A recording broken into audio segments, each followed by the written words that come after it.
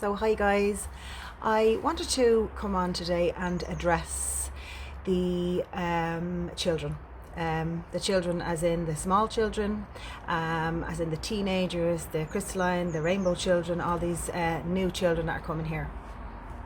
And our children that have been here for 20 to 30 years, right?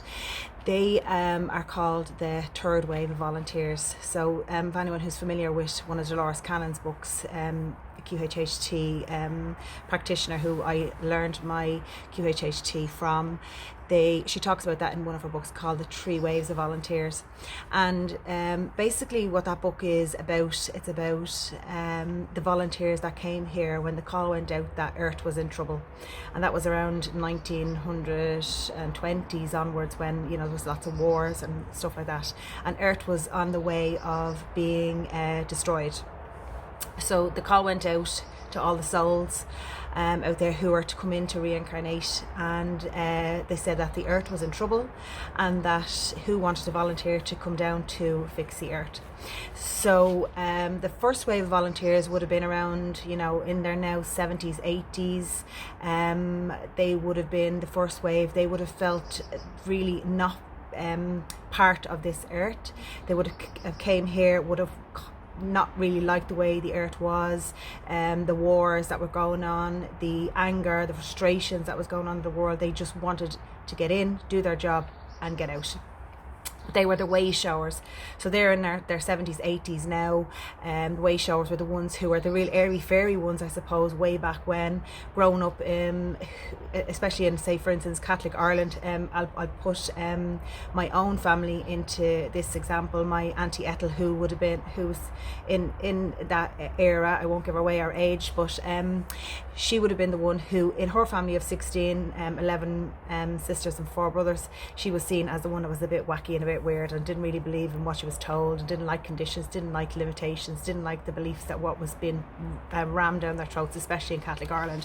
So she wanted to question things, wanted to search for the truth for herself, and she wanted to gain knowledge for herself. So she did a lot of meditation at that time. So you find that a lot of the big yogis, gurus, all those that are in that age group are the ones who were the way showers. They were the ones who way back then were quite wacky and weird, as they were seen at the time. But now we look up to them and see that they actually weren't, and most of the stuff that they were saying, most of the stuff that they were feeling was very true. So that was the first wave of volunteers. Second wave of volunteers would be around my age group, which is within 40s, 50s, maybe a little bit older. They were the second wave of volunteers, and those volunteers are the ones that are my age group now, who are healers out there, who are, or not healers as such, but people who work in different therapeutic practices, whether it's holistic therapies like Reiki, like reflexology, like doing more meditation, teaching meditation, yoga, all of those things around the world. They're the ones who are also the channel. So I would say that I'm a channel. I like to do my work. Well, I did as a child. I would have liked to always be good and never really cause to have much karma for myself. So I tried to be good for everyone growing up and around me, tried to be as good as I possibly could. And in my later life then wanted to teach other people to channel into doing forms of healing for themselves. So then the second wave of volunteers are the ones out there who are like me, doing their therapeutic therapies and whatever it is that's out there, whether it's Reiki, whether it's reflexology, all of those, right? And you don't have to do those therapies to be a second wave volunteers. You can also be a healer with your mouth. So I have many a friend who comes to me and says, oh, I work in a shop. One of my friends worked in Marks and Spencer's. She said everybody they come to me to buy, to look for something in the rails, and they say, oh, they start having a conversation with her, and all of a sudden she's able to help them with their problems, and she sees herself as a healer with her mouth. So she didn't even have to do Reiki. Now she went on to be a Reiki master, but she didn't have to do Reiki. She was a healer anyway. So that's the second wave of volunteers. And the third wave of volunteers are the children. So the children, and this is why I wanted to come on and talk about them, especially now, more prevalent now because of the frequency and the change in energy. The third wave of volunteers are, say for instance, my niece would have been a Crystal Child. She's in her 20s. It goes up to nearly, and we say children, but I mean they're adults now, but there's still the third wave, which would have been the children. That's the new children that we know now. And like, I mean, if you look out there, I know from my age group when I was growing up in school, we didn't have all the children in the class who were ADHD, Asperger's, autism, all of those new supposedly spectrum kids that are supposedly not normal. They are so normal. They totally get it. And I'm hopefully, when I say this, people out there who have children who have autism, Asperger's, all of those can resonate with me when I say this. Those children need to be outside. Those children need to do things outside the box. They know stuff without ever being taught stuff. They do a lot of flapping of their hands because their energy is so big. They don't like being confined in the physical body. So people out there, moms and dads who have children who are on that spectrum, can totally resonate with what I'm saying. They are so knowledgeable. They don't get being conditioned. They don't get conforming to rules. They don't like fear. They don't like any form of negative energies, any tensions out there. They just don't like that energy because they're high vibe children.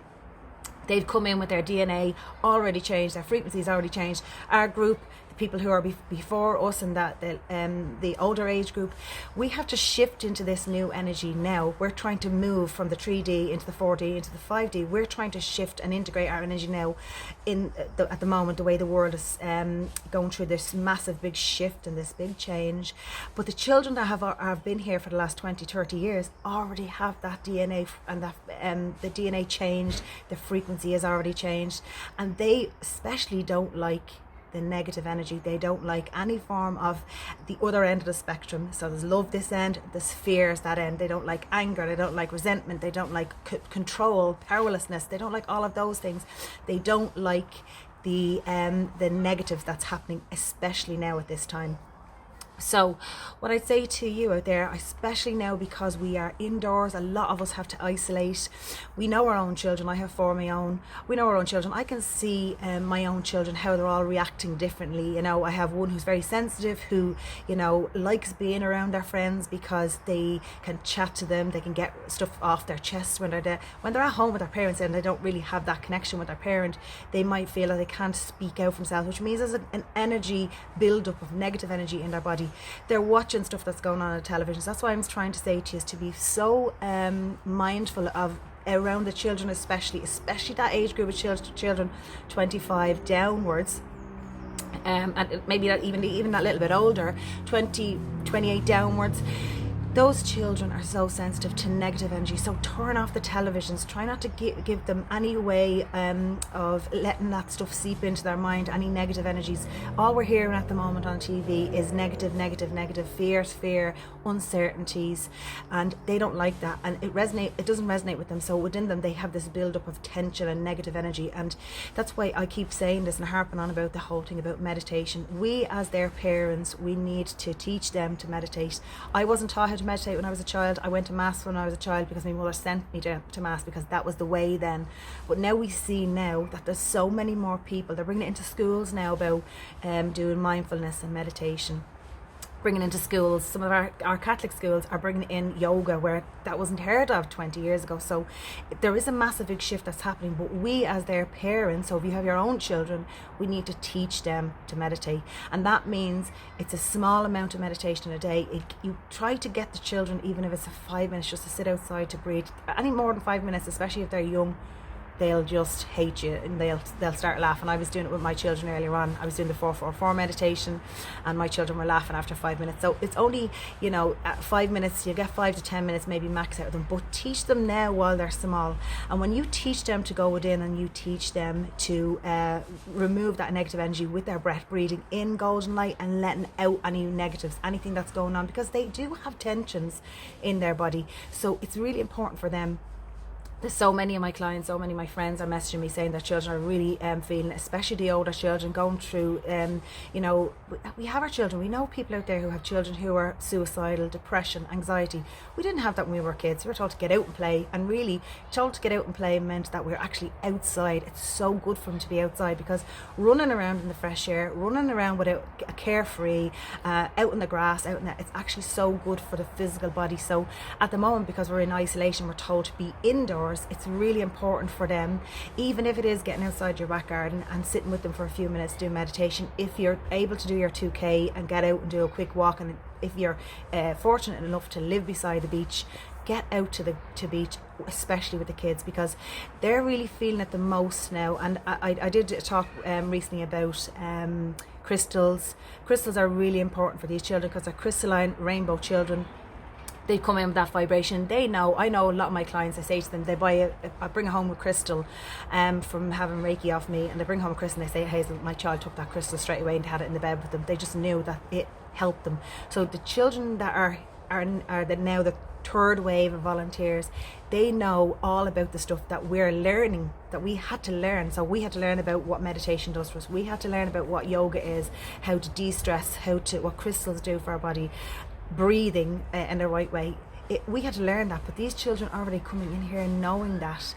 And because of this shift that's happening at the moment and all this fear, they're actually enclosed in the house and they're in isolation as such, in lockdown, and try to make their space where they are as peaceful as possible. I know it's very hard at the moment because children are home, they're bored, they're on their games, and really games, I've all boys, so it's all shooting, and my children, I try to limit it for them, but it's quite hard when they're at home, and it's for their little minds. It's not good if they're been fed negative energy from the TV, listening to parents talking about it, and then also then playing games where they're like, Fortnite and those games that are all like shooting games and stuff. So I would try to say to you, at most, even at least 5 minutes, if they can get out, just 5 minutes to do a bit of meditation. Teach them to do a little bit of meditation. It's only about the breath.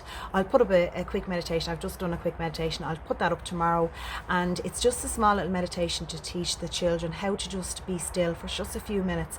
And if you can try to get your children to do that now, wouldn't the world be a better place in 30 years time when those children put that into practice every single day because they were taught it in school? My kids do it in school, and they tell me how they're taught. It's a different way for children compared to adults, because you can't teach a child golden light coming in through your crown chakra. They don't get that. So it's about keeping it simple, keeping it just to the breaths. It's so simple. I mean, my when I was in Bosnia last year, the Padrici is a very famous guru there, and he teaches you how to do it very simply for 2 or 3 minutes. So I hope that if any of the children out there are feeling a bit crappy at the moment, if you can maybe point them to the direction of the meditation that I'll put up on my YouTube channel, Hazel Grogan, and if they could do it, even if it is not with my meditation, even if it is, pick any meditation that's on YouTube that's for children, and whatever suits them, it means it's good for them, and then it's going to help them through this time of lockdown.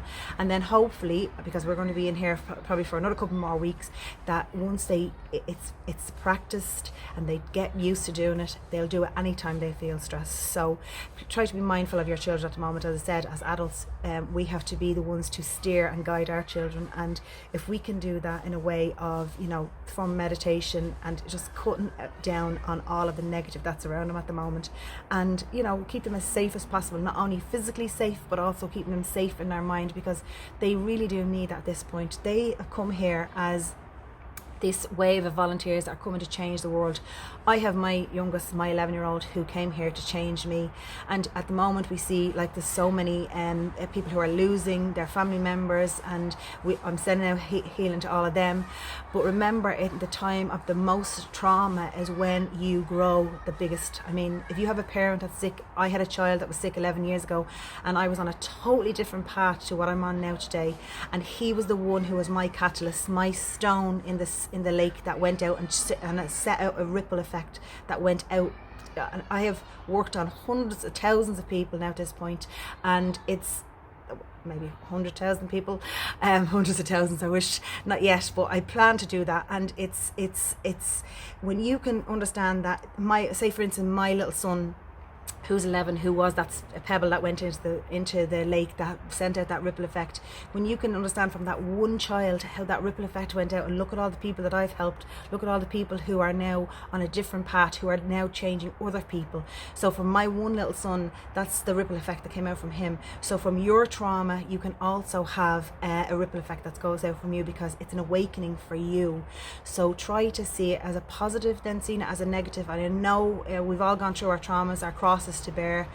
It's something that we have to do in life, because it's that's our learning, that's why we came here. But try to give yourself the best tools when you are in the midst of that. So try to meditate, try to take a breath in, try to get rid of all the negatives. That's the negative energy that's around us, whether it's through the EMFs off the TVs, the negative energy that's coming from all our social media, all the news that's coming on television. Get rid of all of that as much as possible out of your life, because it's not serving you. And try to remove the negative, and only will vibrate in the positive, and try to higher your frequency at this moment. So if any of the children out there are going through a rough time in their life, please message me. I can do healing with them over the phone. I have a little bit of time now where I can do remote healing through Zoom and Skype and all those, and I can also send distant healing to them. So if there's anybody who really needs it for their children, especially, are going through a bit of crap at the moment with their kids, they're gone bouncing off walls like little Tasmanian devil, that's the reason why. Get them out to do a bit of grounding, get them to do a bit of meditation. If it's a 5-minute meditation, and steer away from negatives in the house. Turn off all the TVs, only put it on when the children are not around. So hopefully that helps. Love and light to you all, and keep safe. Namaste.